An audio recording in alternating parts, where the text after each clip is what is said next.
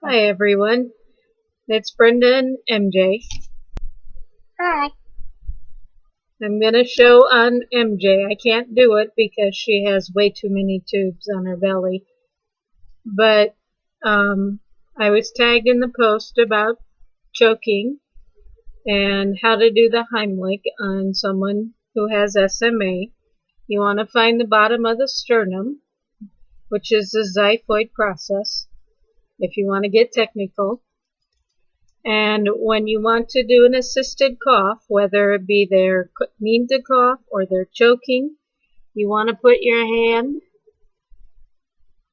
kind of at a, let's see,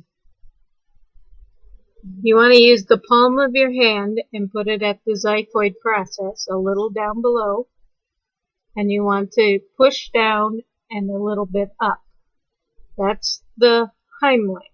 To do an assisted cough, it's a little difficult because she's draped, but you want to have your thumbs about even with the xiphoid process or the bottom of the sternum, and you want to, if she can take or they can take a deep breath, you want them to take a deep breath, and you want to push in and up on the rib cage.